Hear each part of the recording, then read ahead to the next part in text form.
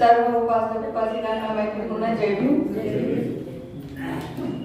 आजच्या कार्यक्रमाचे अध्यक्ष बगाळे सर तसेच आजचे वक्ते सोनवणे सर यांनी पुढे यावं आणि ते प्रज्वलन करावं।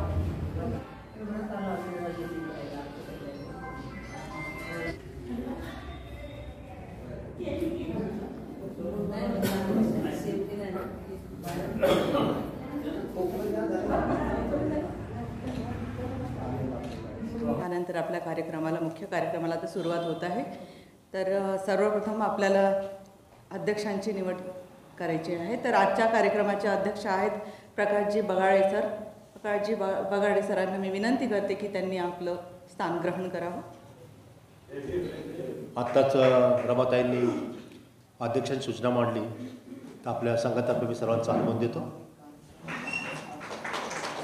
तसेच आजच्या कार्यक्रमाचे वक्ते संदीप सोनवणे सर यांनाही विनंती करते की त्यांनीही आपलं स्थान ग्रहण करावं। आपण त्यांचं जोरदार टाळ्यांमध्ये स्वागत करूया।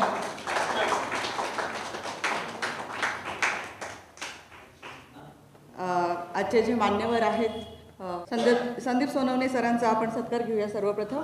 तर प्रबुद्ध प्रेरणा विहाराचे अध्यक्ष अवसरे सर सत्कार घेतील।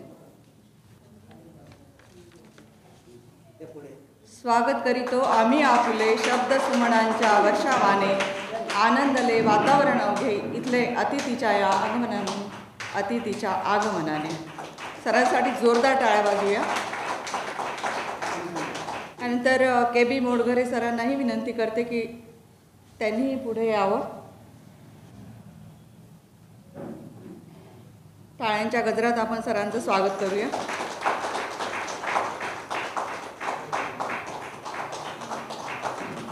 तसेच समता सैनिक दलाचे अध्यक्ष VN शिंदे सरांनाही विनंती करते की त्यांनीही आपला सन्मान घ्यावा। टाळ्या वाजवूया जोरात।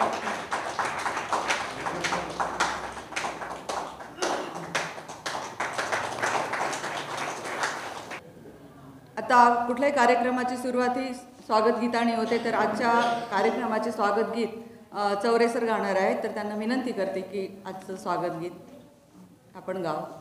महाकारुणी तथागत भगवान गौतम बुद्ध बोधिसत्व डॉक्टर बाबासाहेब आंबेडकर यांच्या स्मृतीस अभिवादन करून भारत का संविधान है, भारत का संविधान है, भारत का संविधान है, भारत का संविधान है।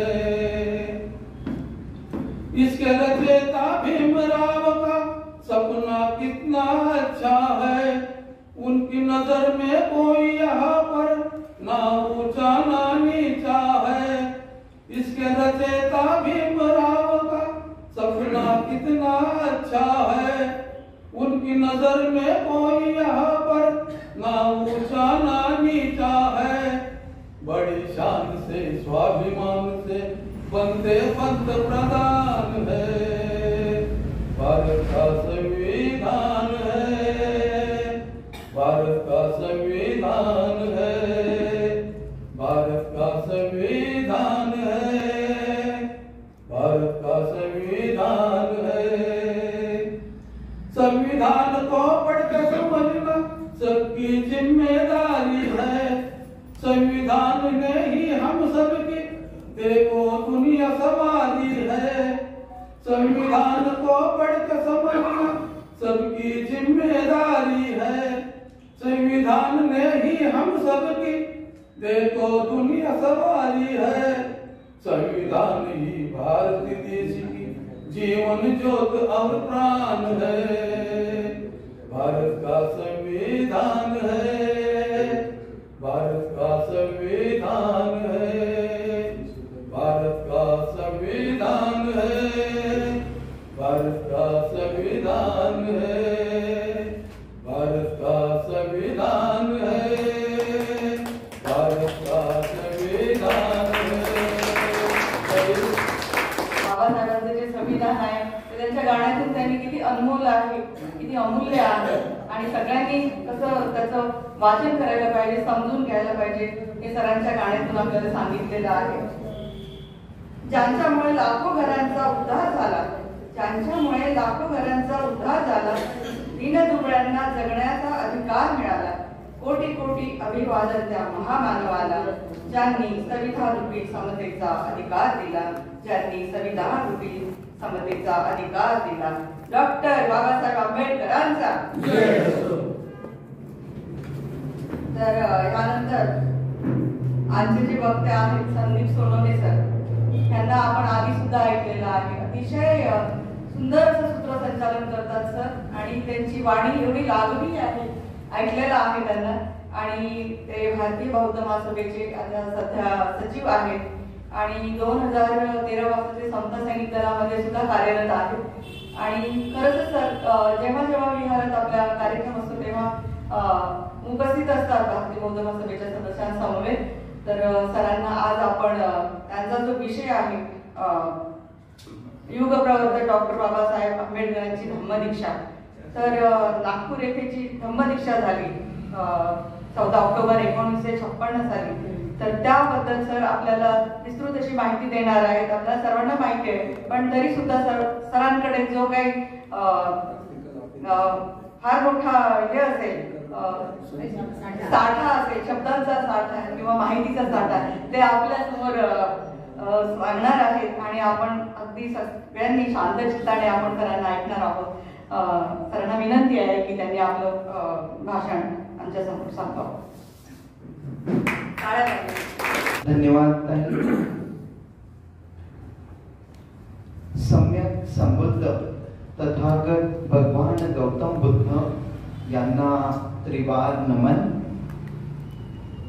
प्रज्ञाशील करुणेची खान, जगातला पहिल्या क्रमांकाचा विद्वान बोधिसत्व बाबासाहेब आंबेडकर यांना कोटी कोटी प्रणाम. सर्व महामानवांच्या पवित्र विचारांना, स्मृतींना, कार्याला विनम्र अभिवादन.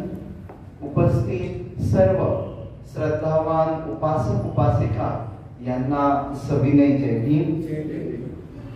या कार्यक्रमाचे सन्माननीय अध्यक्ष महोदय, त्याचबरोबर या विहाराचे सन्माननीय अध्यक्ष आदरणीय अवचरे सर, त्याचबरोबर भारतीय बौद्ध महासभा पुणे या संस्थेचे विश्वस्त अध्यक्ष आदरणीय के.बी. मोढघरे गुरुजी, त्याचबरोबर या विहाराच्या महिला अध्यक्षा,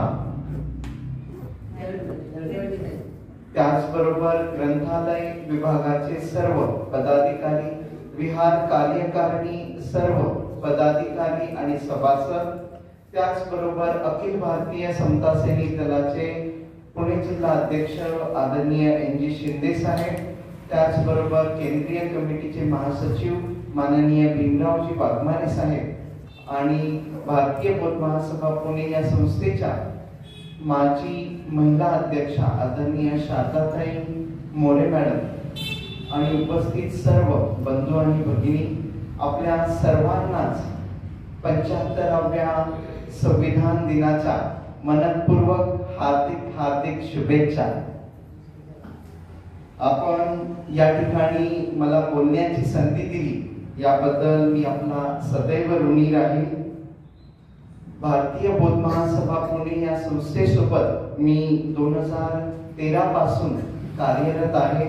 आदरणीय प्रमोदजी वाघमारे साहेब यांच्या कल्याण मैत्रीतून मला भारतीय बौद्ध महासभा पुणे या संस्थेमध्ये 2014 सालचं श्रावणी शिबिर करता आलं आणि या विहारामध्ये मी चिवरावरती आलो होतो 2014 साली स्नेह किंवा सायंकाळच्या फलाहारासाठी.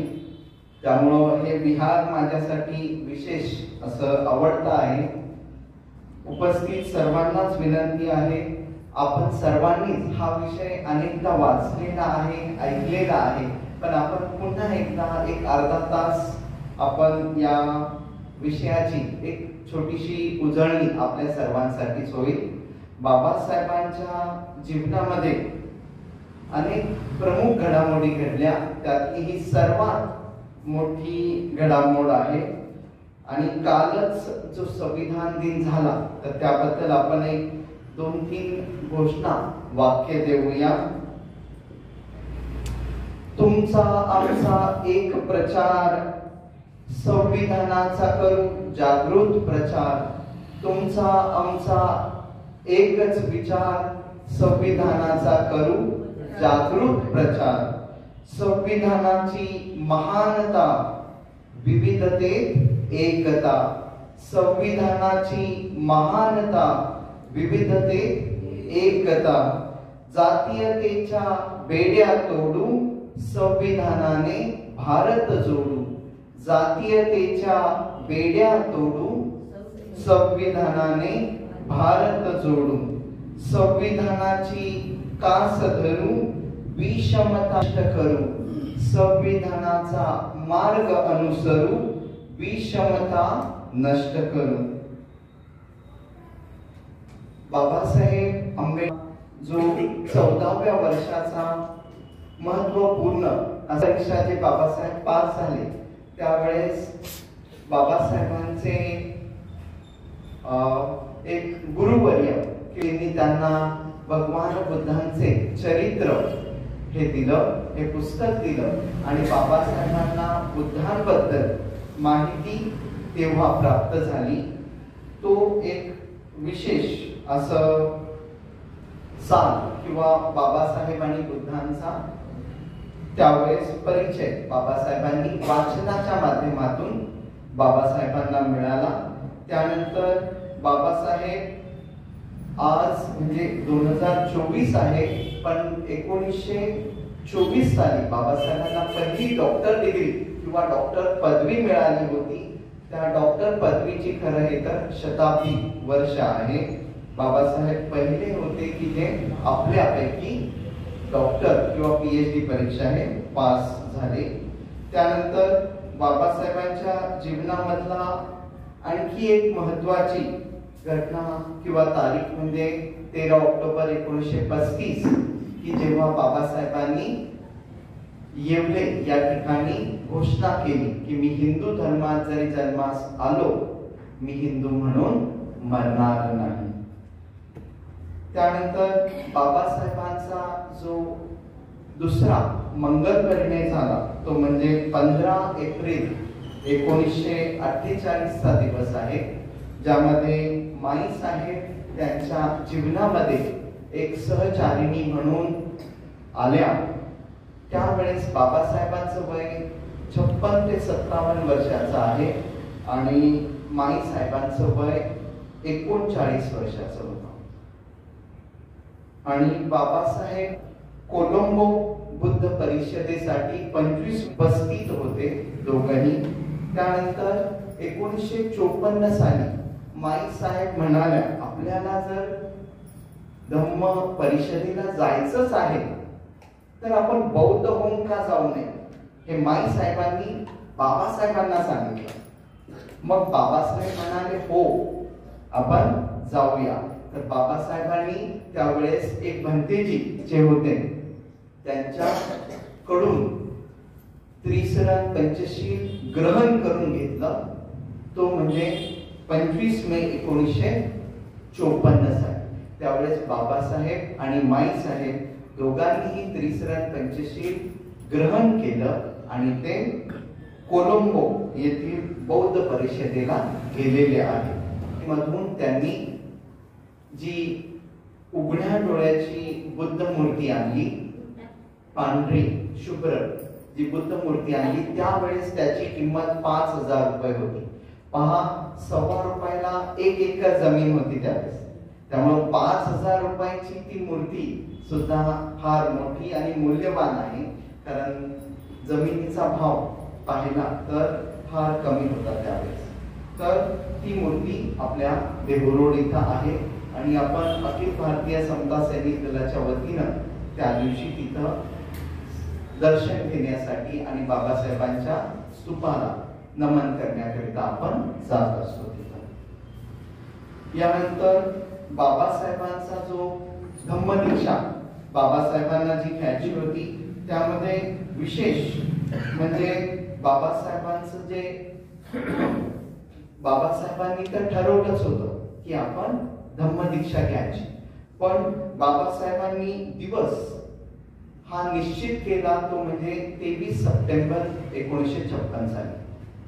त्यावेळेस बाबासाहेबांनी एक निवेदन प्रसारित केलं. त्यामध्ये 3.5 ओळींचं ते पत्र आहे किंवा निवेदन. वर 2 ओळीमध्ये बाबासाहेबांचा पत्ता की 26 अलीपूर रोड, दिल्ली आणि तारीख 23 सप्टेंबर 1956. आणि त्यामध्ये 3 ओळींमध्येच बाबासाहेब म्हणतात की मी धम्मदीक्षा किंवा धर्मांतराची तारीख आणि ठिकाण हे निश्चित केलेलं आहे. दसऱ्याच्या दिवशी 14 ऑक्टोबर 1956 रोजी मी नागपूर येथे दीक्षा घेणार आहे आणि या कार्यक्रमामध्ये मी सर्वांना माझे जाहीर भाषण असेल असं बाबासाहेबांनी त्या ओळीच्या निवेदनामध्ये सर्वांनाच सांगितलं. आणि खाली बाबासाहेब जेव्हा सही करत होते, B.R. आंबेडकर आणि त्यामध्ये बाबासाहेबांची जी सही होती, तर सही करताना बाबासाहेबांनी अनेक गोष्टींचा विचार केला की जर धर्मांतर केलं तर माझ्या समाजावर काय परिणाम होईल किंवा भारतीयांवर काय परिणाम होईल आणि जागतिक बौद्धांवर काय परिणाम होईल. तर याचं बाबासाहेबांनी पूर्ण विश्लेषण टिप्पण केलं आणि तेच 15 ऑक्टोबरचं बाबासाहेबांचं भाषण झालं. आणि त्याच रूपाने बाबासाहेबांनी ठरवलं की मी काही प्रतिज्ञा माझ्या समाजाला द्यायला हव्या धर्मांतर करत असतात. बाबासाहेबांनी निश्चय केल्यानंतर हा जो दिवस होता तो त्यांच्या जीवनामध्ये एक अभूतपूर्व असा दिवस होता. त्यापासून बाबासाहेबांना हर्ष वाटला आणि असं वाटलं की मी माझ्या निश्चयाच्या कसोटीवर उतरलेलो आहे. आणि तेव्हापासून बाबासाहेबांच्या मनामध्ये प्रसन्नता होती की जो अभ्यास त्यांनी गेले 20 ते 21 वर्ष इतर धर्मांच्या ग्रंथांचा केला होता, त्यातील चांगले वाईट सर्व गुणांचं टिप्पण केलं होतं. पण हा जो विचार आहे, जो समता, स्वातंत्र्य आणि बंधुताचा आहे, तोच त्यांना आवडलेला होता. आणि तो आपल्या भारतीय पूर्व इतिहासामधला आहे हे सुद्धा त्यांनी अचूकरित्या ओळखलेलं होतं. मग या कार्यक्रमाची जेव्हा तयारी करायची झाली तर त्यावेळेस बाबासाहेबांनी नागपूर अगोदर तर सर्व कार्यकर्त्यांचा आणि भारतीय बौद्ध महासभेचा हट्ट होता की मुंबईला आपण धम्मदीक्षेचा कार्यक्रम घेऊया. पण नंतर बाबासाहेबांनी विचार केला की नागपूरला नागार्जुन भंतेंचं एक निवास आहे जे की नागपूर पासून साधारण 27 मैलावर आहे. तिथं त्या गुहेमध्ये किंवा लेणीमध्ये भंतेंचं निवास आहे. त्याचबरोबर जवळच नाग नदी आहे आणि नाग लोकांचं वास्तव्य जे की भगवान बुद्धांचे विचार अनुसरत होते. त्यामुळे बाबासाहेबांनी नागपूर हे क्षेत्र निवडलं. आणि नागपूर हे क्षेत्र निवडल्यानंतर बाबासाहेबांना अजून एक कळालं की संपूर्ण भारतातून तिथं येण्यासाठी जरा सोयीचं आहे. जसं की एक मोटारचा प्रवास किंवा रेल्वेचा प्रवास, त्या दृष्टीने सुद्धा नागपूर हे एक सोयीचं झालं. मग त्या दृष्टीने सर्व कार्यकर्त्यांची बैठक घेतली आणि भारतीय बौद्ध महासभा, त्याचबरोबर कोलकाता येथील जे बौद्ध संस्थान होतं त्यावेळेस, त्या संस्थानाशी सुद्धा बाबासाहेबांनी पत्र व्यवहार केला. त्याचबरोबर सिलोन, परत श्रीलंका, जापान, म्यानमार, थायलंड, इतर देशांच्या पंतप्रधानांना सुद्धा बाबासाहेबांनी आमंत्रण पाठवलं की मी या दिवशी हा सोहळा घेत आहे, आपण यावं.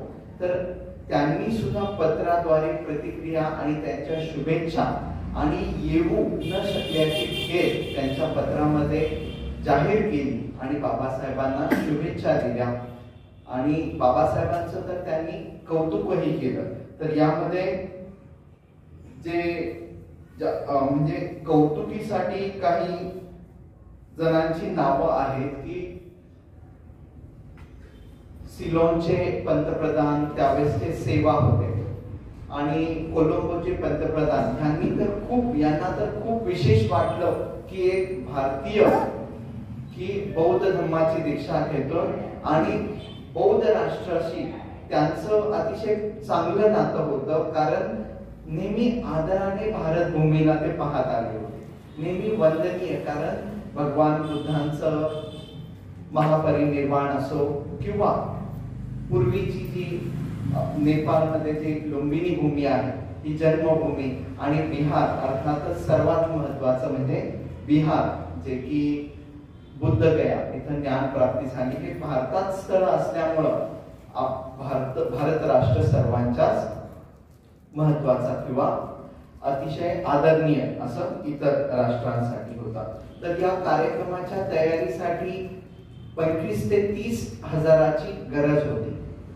बाबासाहेबांना विश्वास होता की माझे कार्यकर्ते जे आहेत ते एवढं दान एकत्रित करू शकतील आणि त्या तयारीला सर्वच जण लागल्यावर या कार्यक्रमाची जी आहे ती पूर्ण तयारी त्यांनी सुरू केली. तर या कार्यक्रमाचा जो तपशील आहे तर यामध्ये सर्वात प्रथम म्हणजे बाबासाहेबांचा जो युग प्रवर्तक समारंभ आहे तर याचं निवेदन 12 तारीख आणि त्याच्या अगोदरच्या काही दिवसांमध्ये सुद्धा तरुण भारत किंवा प्रबुद्ध भारत अशा वर्तमानपत्रात सुद्धा येत होतं. तर बाबासाहेबांनी या धम्मदीक्षेसाठी भंतेजींची जी निवड केली ते म्हणजे भंते चंद्रमणी, जे की त्यावेळेचे सर्वात ज्येष्ठ होते.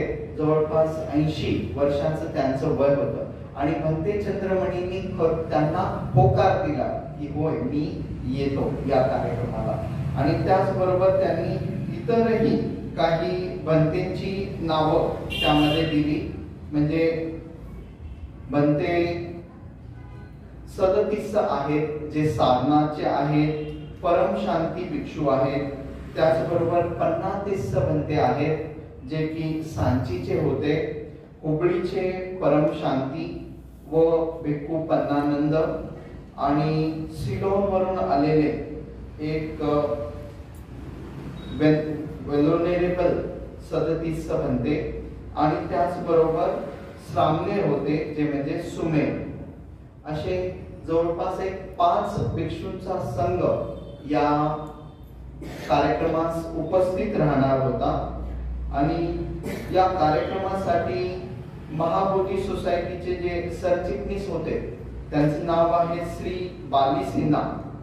यांनी सुद्धा बाबासाहेबांना जे कार्य आहे ते कार्य करण्यासाठी किंवा धम्मदीक्षा घेण्यासाठी जी जी मदत लागेल ते सुद्धा करण्याचं जाहीर असं आश्वासन दिलेलं होतं.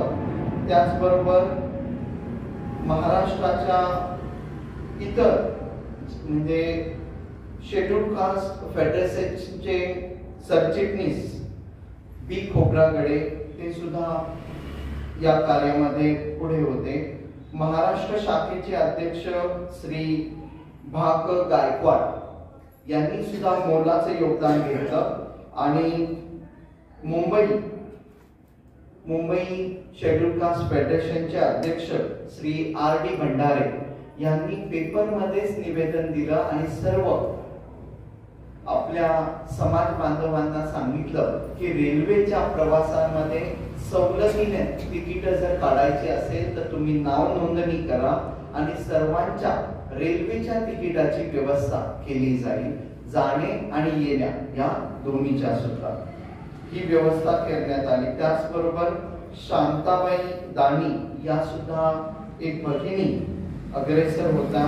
त्यामध्ये CN मोहिते सर आहेत, परमार सर जे गुजरातचे आहेत, गुजरात शाखेचे अध्यक्ष आहेत. परमार सर आणि जाधव सर. तर यांनी सर्वांनी करायचं ठरवलं की आपण आपल्या समवेत जास्तीत जास्त कार्यकर्ते या धम्मदीक्षेच्या सोहळ्याला न्यायचं. पुण्यातून जे मंडळी गेलेली आहे त्यामध्ये माननीय रणपिसे आहेत, VR रणपिसे, त्याचबरोबर हरिदास आवळे, अहोटे, पगारे, मोरे, वराळे आणि त्याचबरोबर मुंबईवरून माननीय यशवंतरावजी आंबेडकर आणि मुकुंदरावजी आंबेडकर आणि BC कांबळे असे मान्यवर मंडळी ह्या सर्वांचंच 2 दिवस अगोदर म्हणजे साधारण 11 ऑक्टोबरचं रिझर्वेशन करण्यात आलं होतं आणि ही सर्वच मंडळी या कार्यक्रमाला आवर्जून उपस्थित राहणार होती.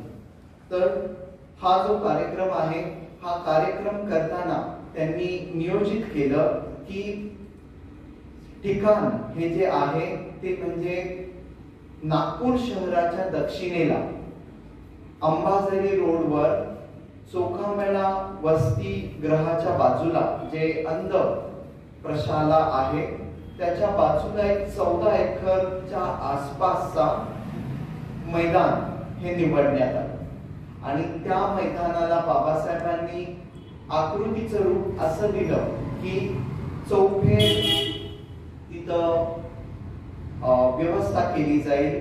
मध्यंतरी 40 फूट बाय 20 फूटचा स्टेज बाबासाहेबांनी करायला सांगितला. त्याचबरोबर त्याला सांचीच्या स्तूपाप्रमाणे एक तंबूचा आकार किंवा मंडपाचा आकार देण्यात आला. समोरच्या बाजूला स्त्रियांसाठी एक वेगळी व्यवस्था त्यामध्ये केली आणि स्टेजच्या उजव्या बाजूला त्यामध्ये बाबासाहेबांनी काही पत्रकार मंडळी आणि प्रमुख व्यक्तींसाठी जागा सोडली होती. त्यामध्ये म्हणजे भारतातील आणि इतर देशातील असे मिळून 30 पत्रकार या सोहळ्यासाठी किंवा यासाठी धम्मदीक्षेच्या कार्यक्रमासाठी उपस्थित होते आणि नेहरू सरकारने त्यावेळेस त्याचं व्हिडिओ टेलिग्राफी करायचा म्हणजे त्यांच्या खर्चातून राष्ट्रीय खर्चातून करण्याचा ठराव पास केलेला होता की त्याचं व्हिडिओ टेलिव्हिजन किंवा टेलिकास्टिंग ब्रॉड करावं किंवा त्याचं रेकॉर्डिंग करावं हे नेहरू गव्हर्नमेंटने ठरवलेलं होतं. तर यामध्ये विशेष पुढाकार जो घेतला होता नाशिकवरून दादासाहेब गायकवाड होते आणि RD भंडारे साहेब मुंबईचे. हे सर्वच जण मंडळींनी दान गोळा करण्याची जबाबदारी होती.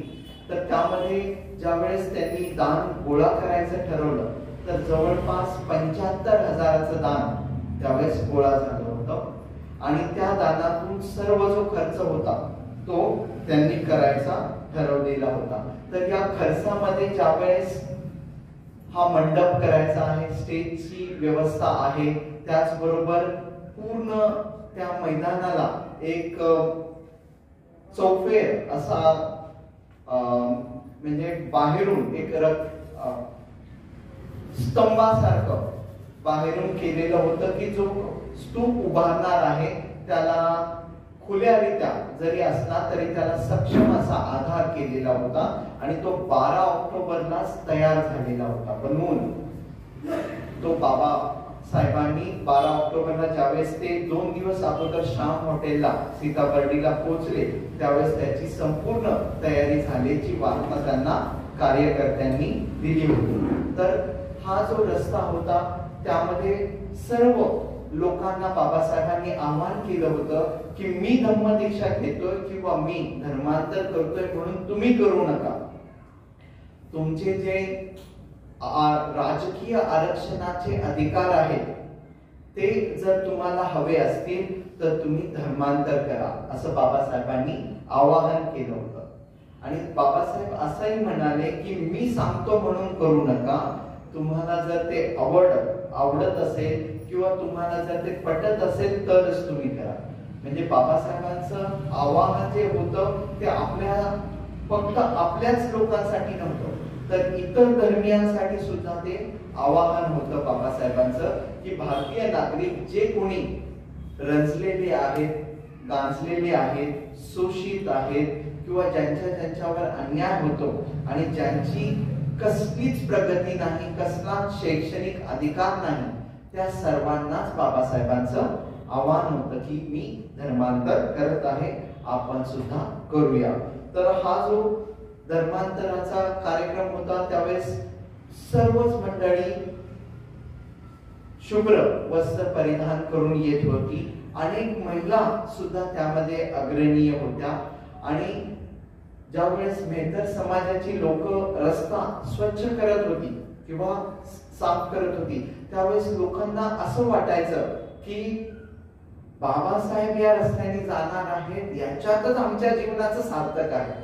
हे कुणाला वाटत होतं? आपल्या लोकांना नाही, पण मेहतर समाजाच्या लोकांना सुद्धा रस्ता स्वच्छ करताना किंवा त्याची डागडुगी करताना त्या मेहतर समाजाचे लोक सुद्धा धन्यता मानत होते की आम्ही जो रस्ता साफ करतोय त्यावरून बाबासाहेब जाणार आहेत किंवा तिथं बाबासाहेब येत आहेत.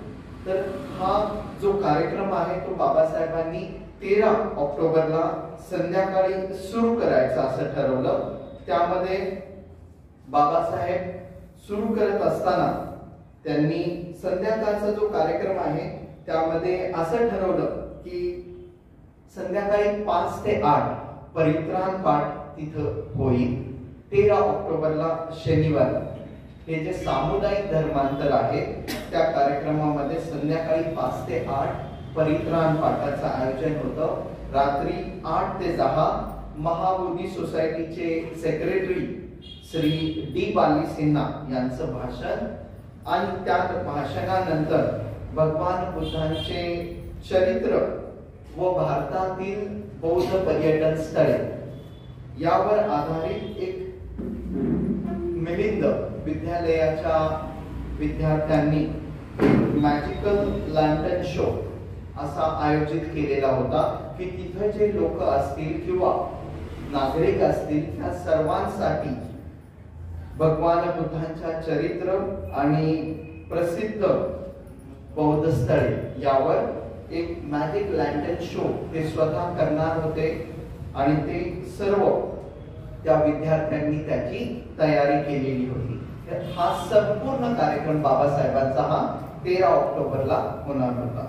तर यामध्ये फार विशेष म्हणजे बाबासाहेब जे भगवान बुद्धांच्या ज्ञानप्राप्तीला 2500 वर्ष झाल्यावर जी संगीती म्यानमारमध्ये आयोजित केली होती त्या म्यानमारच्या संगीतीत बाबासाहेब जाऊन आल्यापासून त्यांनी निश्चयच केला होता की मी जास्तीत जास्त वेळ बौद्ध धर्माच्या प्रचार आणि प्रसाराला लावणार आहे.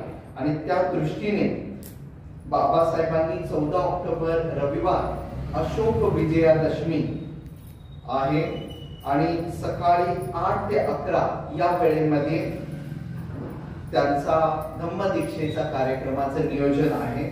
त्यानंतर 11:25 ला बाबासाहेबांनी महाबोधी सोसायटी कलकत्ता येथील यांच्या वतीनं बाबासाहेब आणि माई साहेबांचा सत्कार घेण्याचं नियोजन होतं आणि संध्याकाळी 6 ते 7 या वेळेमध्ये महाबोधी सोसायटीचे जनरल सेक्रेटरी डी बाली सिन्हा यांचं पुन्हा भाषण होतं आणि त्याच रात्री 8 ते 11 या वेळेमध्ये बोधी मंडळ औरंगाबाद यांचा युग यात्रा हा नाट्य प्रयोग पण होता. म्हणजे लोकांसाठी पूर्ण नियोजन बाबासाहेब आणि त्यांच्या मंडळींनी केलेलं होतं आणि त्याच प्रकारे सर्व करायचं ठरलं. तर बाबासाहेब जेव्हा 8 वाजता येण्यासाठी निघाले तर त्यांच्या काही कार्यकर्त्यांनी त्यांना त्यांची जी मोटार होती त्या मोटारमध्ये न आणता दुसऱ्या वाहनाने स्टेजच्या पाठीमागं बाबासाहेब 8:45 वाजेपर्यंत पोहोचले आणि साधारण 9 वाजता बाबासाहेब स्टेजच्या पाठीमागून आले. तर बाबासाहेबांच्या कार्यकर्त्यांना अशी भीती होती की बाबासाहेबांना कोणी दगाफटका करू नये म्हणून त्यांनी ते नियोजन केलं होतं की बाबासाहेबांची मोटार अगोदरच पुढं पाठवली, परंतु त्यात बाबासाहेब नव्हते आणि नंतर बाबासाहेब आले. बाबासाहेब ज्यावेळेस पोहोचले त्यावेळेस मधला जो स्टेज आहे त्यावरती भगवान बुद्धांची ब्रांझची मूर्ती ठेवण्यात आलेली होती. त्याच्या उजव्या आणि डाव्या बाजूला सिंह सुद्धा ठेवण्यात आलेला होता आणि मधोमध धूप लावलेलं होतं. तर हे नियोजन केलं होतं. ज्यावेळेस भंते आले त्यावेळेस भंतेंनी तिथं कमळाचं पुष्प अर्पण केलेलं आहे आणि बाबासाहेब आणि माईसाहेब या दोघांनी सुद्धा भगवान बुद्धांच्या मूर्तीस नमन केलं. त्याचबरोबर भंते चंद्रमणी यांच्या हस्ते बाबासाहेबांनी त्रिशरण आणि पंचशील ग्रहण केलेलं आहे. बाबासाहेबांनी जेव्हा त्रिशरण आणि पंचशील ग्रहण केलं तर बाबासाहेबांना त्याच्या अगोदरपासूनच या सर्व गाथा मुखस्थ झालेल्या होत्या.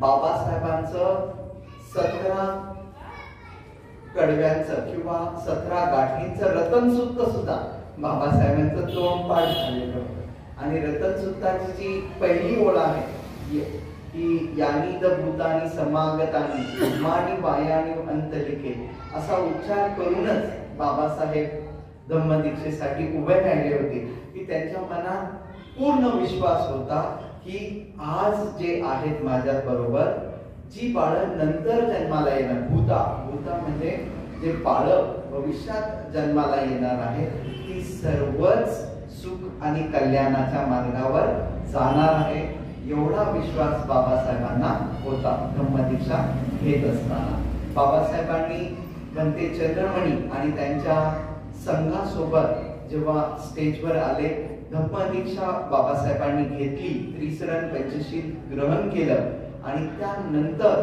बाबासाहेबांनी उपस्थित सर्व जनसमुदाय जो आहे त्या संपूर्ण जनसमुदायाला स्वतः बाबासाहेबांनी त्रिशरण आणि पंचशील त्यांच्या मुखातून इतर सर्वांनाच उपस्थितांना धम्मदीक्षा दिली.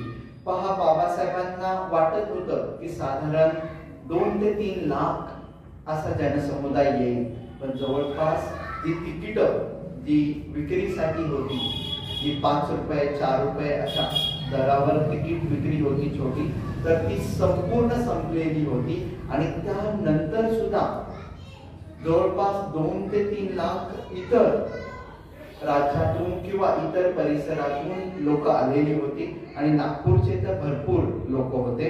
हा कार्यक्रम ज्यावेळेस करायचा झाला त्यामध्ये महत्त्वाची गोष्ट म्हणजे इंदुताई वराळे यांनी एक गीत सादर केलेलं आहे.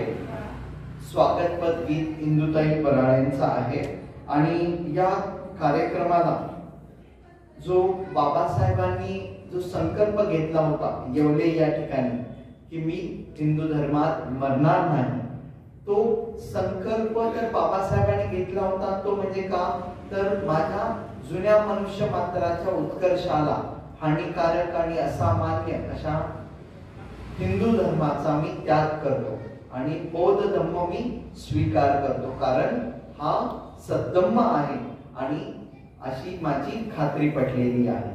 म्हणून बाबासाहेब म्हणतात की जो यापूर्वी हा जो धम्म आहे की यापासून सर्वांचंच कल्याण होणार आहे.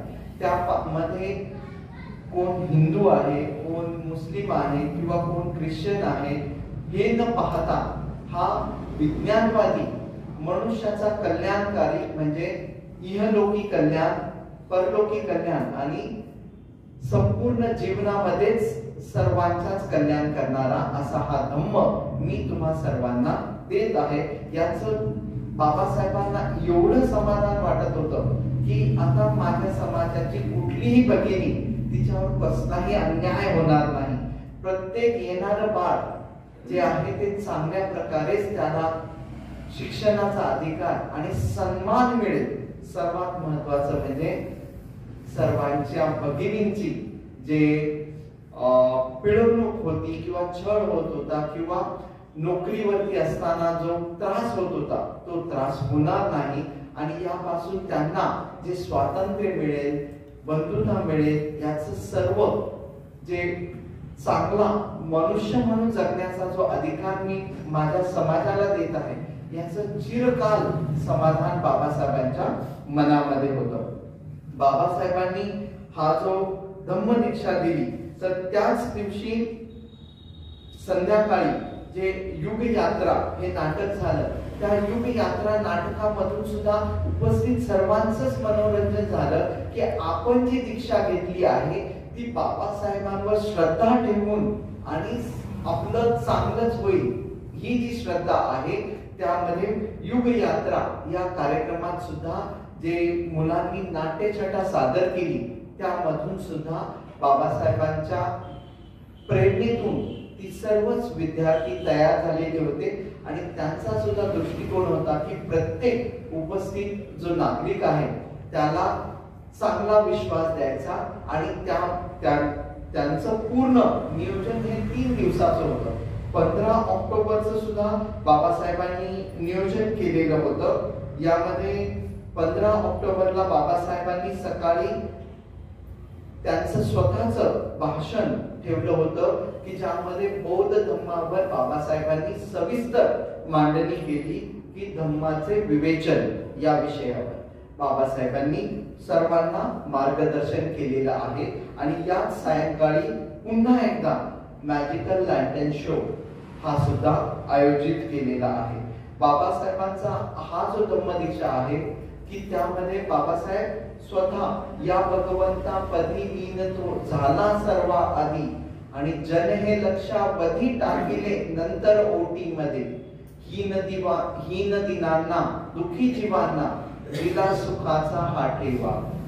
म्हणून यापासून सर्वांचंच आपल्या सर्वांनाच आपण बौद्ध धर्मामध्ये प्रतिष्ठित बाबासाहेबांनी केलं. त्यावेळेस जवळपास 5 लाख लोक उपस्थित होते आणि सर्वच त्यामध्ये काही ब्राह्मण सुद्धा होते. फक्त आपलीच लोक नाही तर काही ब्राह्मण होते, काही इतर धर्माची सुद्धा लोक जी की बाबासाहेबांना मानणारी होती. त्यामध्ये काही आता मिलिंद महाविद्यालयाचे जे प्राचार्य होते ते सुद्धा इतर धर्माचे होते, पण ते बाबासाहेबांना मानत होते. त्यामुळे त्यांनी सुद्धा त्या कार्यक्रमामध्ये धम्मदीक्षा घेतलेली आहे.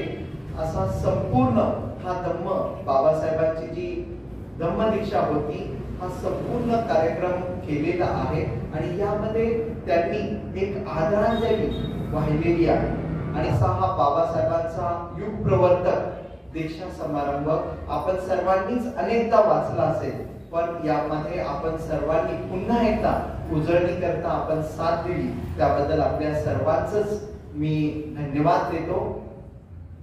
पहा, पीने को पानी नहीं था, आज घर घर में पानी है.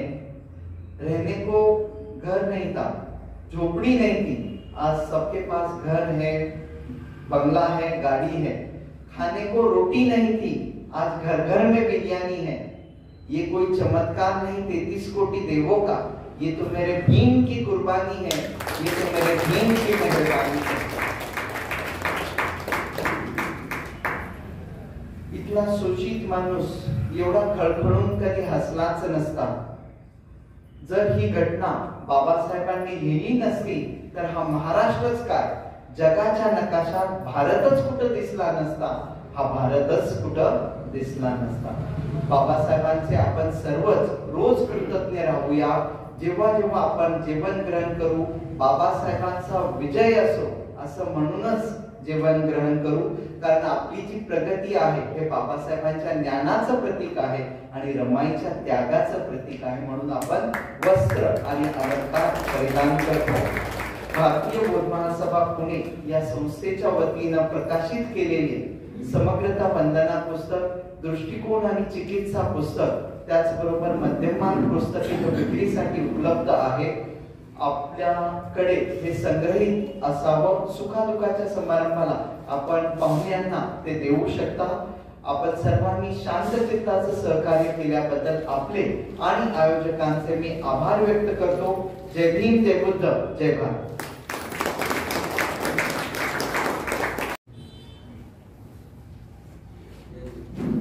खूप छान सर.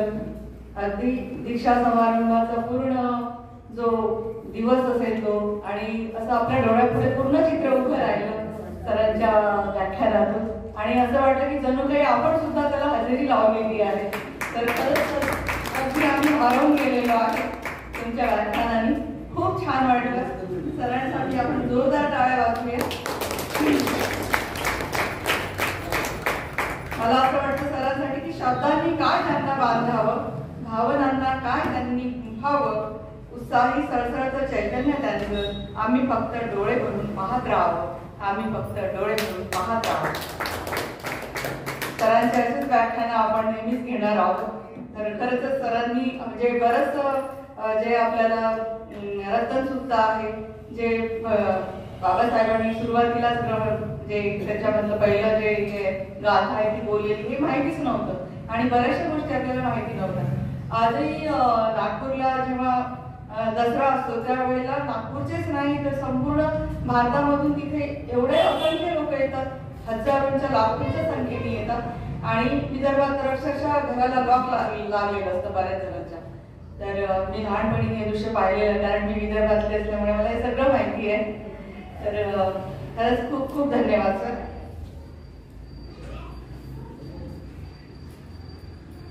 एक शेर अर्ज करती हूँ आपके सामने. खुशियों पर मौज की रवानी रहेगी, खुशियों पर मौज की रवानी रहेगी, जिंदगी में कोई ना कोई कहानी रहेगी. हम यूं ही शायरी से महफिल सजाते रहेंगे, हम यूं ही शायरी से महफिल सजाते रहेंगे अगर आपके तालियों की मेहरबानी रहेगी, अगर आपके तालियों की मेहरबानी रहेगी. यानंतर आपल्या समोर अतिशय तेजस्वी व्यक्तिमत्व म्हणजे आमचे प्रकाश बगाडे सर. अतिशय खूप अभ्यास आहे सरांचा आणि कुठल्याही याच्यावर ते बोलू शकतात. कुठलाही विषय त्यांना जरी सांगितला तरी ते सहजरित्या अर्धा बोलू शकतात एवढा सरांचा अभ्यास आहे. आणि असं ते तेजस व्यक्तिमत्व, उत्तुंग कर्तृत्व ज्यांच्या ठाई स्थित आहे, संस्कृत आचरण, निस्वार्थी समाजकारण ज्यांच्या जगण्याची रीत आहे असे आमचे प्रकाश बगाडे सर यांना विनंती करते की त्यांनी अध्यक्षीय भाषण करावं. महाकारुणी तथागत आणि पुस्तक विश्वरत्न डॉक्टर बाबासाहेब आंबेडकर, संत कबीर, महात्मा फुले, आरक्षणाचे जनक राजर्षी शाहू महाराज, रयतेचे राजे छत्रपती शिवाजी महाराज, माता रमाई, माता भीमाई, सावित्रीबाई फुले यांच्या आचार विचार ना किमान अभिवादन. आज आपण परिवर्तन व्याख्यान मालेचं दुसरं पुष्प गुंफत आहोत आणि या प्रसंगी आपल्याला लाभले ते सोनवणे साहेब तसेच सूत्रसंचालन करत आहेत आपल्या भगिनी मोहडकाई या ठिकाणी उपस्थित आहेत. सभ्यक युवक विकास संस्थेचे अध्यक्ष कांबळे साहेब आणि कार्यकारी अध्यक्ष सुद्धा उपस्थित आहेत गानवार साहेब, तसेच मोडघरे साहेब आणि शिंदे समता सैनिक दलाचे शिंदे साहेब सुद्धा उपस्थित आहेत आणि आमच्या प्रबुद्ध फेरणाव्याचे व्यक्तिमत्व अध्यक्ष फार मोठं व्यक्तिमत्व आहे हे सुद्धा म्हणजे त्यांच्या नियोजनामुळेच आजचा आणि हा 10 दिवसाचा कार्यक्रम पार पडणार आहे. तर आपण सर्वांना आणि उपस्थितांना मैत्रीपूर्ण जय भीम. आजच्या कार्यक्रमाची सुरुवात आमचे सचिव, त्यानंतर आपल्या कार्यक्रमाची प्रथा म्हणजे गीत. चौरे साहेबांनी एक गीत गायलं, स्वतंत्र को फल देता है, समता न्याय को फल देता है भारत का संविधान है. म्हणजे त्याचा आपला संविधान दिन झाला आणि त्याच अनुषंगाने आपला 10 दिवस कार्यक्रम चालणार आहे. तर त्या प्रसंगाला अनुसरून गीत गाऊन वातावरण निर्मिती केली आणि त्यानंतर आपले सोनवणे साहेबांनी डॉक्टर बाबासाहेब आंबेडकर युग प्रवर्तक यांचं धम्मदीक्षा समारंभ याच्यावर विस्तृत असं विवेचन केलं आणि त्यांनी म्हणजे नागपूरचा नाग नदी हे तर सगळं म्हणजे आहेच, पण त्याच्यात एकच मी ऍड केले की त्यांनी सांगितलं नागपूर निवडलं म्हणजे नाग नदी. दुसरा एक त्याच्यातला महत्वाचा मुद्दा म्हणजे जॉग्राफिकल म्हणजे भौगोलिकदृष्ट्या, तर तो म्हणजे 0 पॉइंट.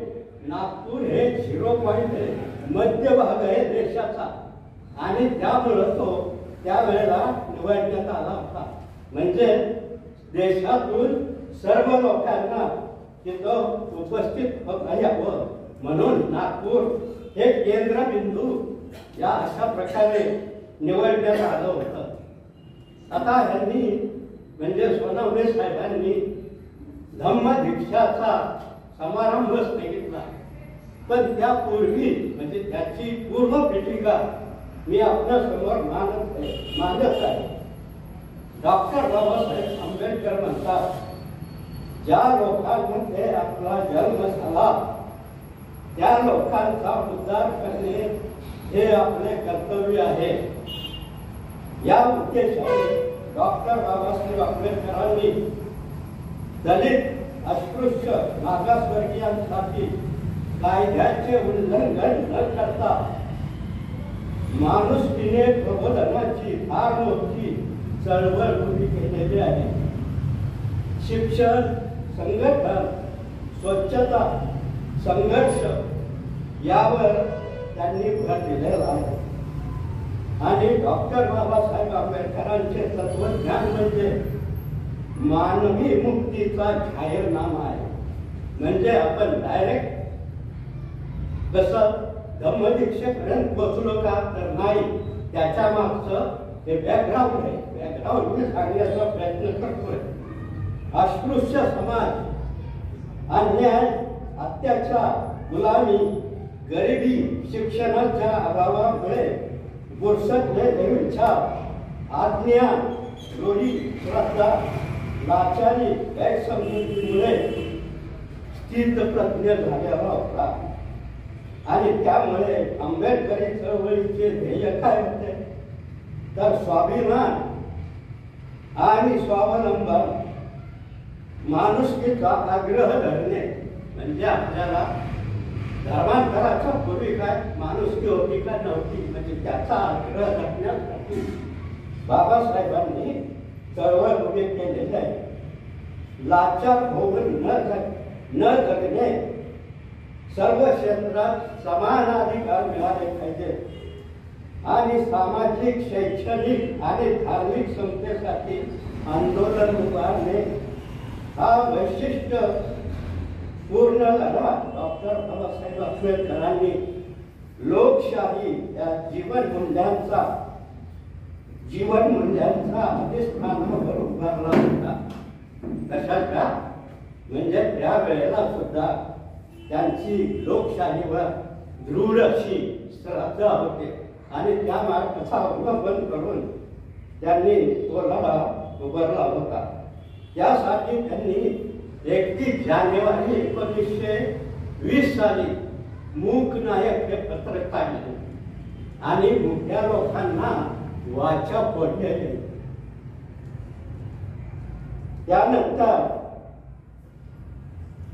19 साली 20 मार्च 1927 साली महाड येथे 14 तळ्याचा पिण्याच्या पाण्यासाठी अस्पृश्यांच्या मानवी हक्क प्रस्थापित करण्यासाठी सत्याग्रह केलेला आहे. आपण सगळे जाणतोच. म्हणजे हे बॅकग्राऊंड यांच्या धम्मदीक्षाच्या समारंभाच्या अगोदरचं जे बॅकग्राऊंड आहे हे सांगण्याचा मी प्रयत्न करत आहे. आपल्याला तर सगळं माहीतच आहे, पण ही त्यांनी जशी उजळणी केली त्याच प्रकारे मी उजळणी देण्याचा प्रयत्न करत आहे. त्यानंतर 3 एप्रिल 1927 साली बहिष्कृत भारत, म्हणजे आपण बहिष्कृत होतो, या बहिष्कृत लोकांचं नेतृत्व करण्यासाठी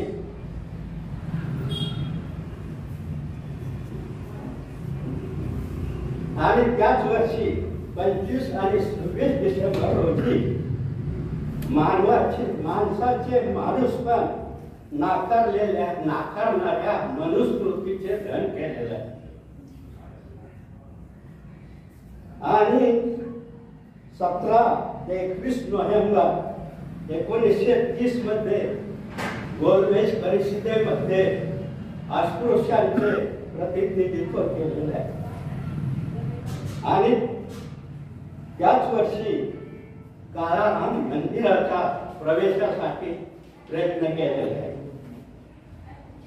आणि 1935 साली म्हणजे सोनवणे साहेबांनी सांगितलं की धर्मांतराची घोषणा केली. धर्मांतराची घोषणा काय केली? मी जरी हिंदू धर्मात जन्माला आलो असलो तरी मी हिंदू म्हणून मरणार नाही, अशी त्यावेळी घोषणा केली होती. त्यानंतर ऑक्टोबर 1936 साली मजूर पक्षाची स्थापना केलेली आहे. आणि 1944 साली शेड्यूल कास्ट इम्प्रुव्हमेंट ट्रस्टची स्थापना केलेली आहे. त्याचप्रमाणे 8 जुलै 1945 साली पीपल्स एज्युकेशन सोसायटीची स्थापना करून अस्पृश्यांसाठी शिक्षणाची द्वारे खुली केलेली आहे. आणि आपण जाणतो, म्हणजे आपण काल जो दिवस साजरा केला संविधान दिन, ते 26 नोव्हेंबर, म्हणजे काल 26 नोव्हेंबर 1949 रोजी संविधानाची निर्मिती करून बहुजन हिताय बहुजन सुखाय कायदा केला. आणि देशाच्या राजमुद्रेवर 4 सिंहाचे सम्राट अशोकाचे राजचिन्ह प्रस्थापित केलेले आहे. एवढेच नव्हे तर राष्ट्रध्वजावर सम्राट अशोकाच्या धम्मचक्राचे सुद्धा प्रस्थापन केलेलं आहे. आणि स्वातंत्र्य, समता, बंधुत्वाची उभारणी केलेली आहे. त्याचप्रमाणे त्यांनी सांगितलं, म्हणजे दीक्षाचा, तर 1954 साली भारतीय बौद्ध महासभेची डॉक्टर बाबासाहेबांनी स्थापना केलेली आहे. म्हणजे 56 साली आपण दीक्षा घेतली, पण त्यापूर्वी भारतीय बौद्ध महासभेची स्थापना झालेली आहे. आणि धर्मप्रचारासाठी सुविधा निर्माण केलेल्या आहेत. त्याचप्रमाणे 4 फेब्रुवारी 1956 रोजी धम्मज्ञान प्रसारित करण्याचा डॉक्टर बाबासाहेब आंबेडकरांनी केलेला आहे. त्यामुळं म्हणजे आपण डायरेक्ट 1956ला 14 ऑक्टोबर 1956ला आपण पोहोचलेलो नाही, तर त्याच्यामध्ये हे बॅकग्राऊंड होतं. म्हणजे इतका वर्ष संघर्ष, म्हणजे प्रत्येकाच्या मनात जो अशिक्षित अराणीव समाज होता तो डायरेक्ट धर्मांतर करा, म्हणजे त्यावेळेला सुद्धा काही लोकांनी विरोध केलेला आहे. आणि कशासाठी धर्मांतर वगैरे त्याची पूर्वी पीठिका ही होती. आणि अशा प्रकारे जी चळवळ चालू होती त्या चळवळीतून आपण सर्वांना, म्हणजे आपण या ठिकाणी आज जे उपस्थित आहोत, काही आपले ज्येष्ठ त्यावेळेला लहान असतील, 4-5 वर्षाचा आपलं वय असेल, परंतु त्यानंतर त्यांचा जन्म झाला, त्यांना हे बॅकग्राऊंड माहीत नसणार. डायरेक्ट 1956 सालाचं हे नाही, तर त्यांनी आपल्याला व्यवस्थित असं मार्गदर्शन केलेलं आहे. आणि डॉक्टर बाबासाहेब आंबेडकरांनी हे जी खूप मेहनत घेतली, खूप कष्ट घेतलेले आहे, म्हणजे काल आपण ऐकलं असेल की संविधान सभेमध्ये जाण्यासाठी आपले ते मैत्रीनाथ यांनी सविस्तर असं विवेचन केलं आणि डॉक्टर बाबासाहेबांना त्या संविधान सभेमध्ये पाठवण्यासाठी जोगेंद्रनाथ मंडल यांनी फार प्रयत्नाची पराकाष्ठा केली. ते सुद्धा आपल्याला नजरेआड करून चालणार नाही. आणि 26 नोव्हेंबर 1949 हा दिवस उजाडल्यानंतर आपण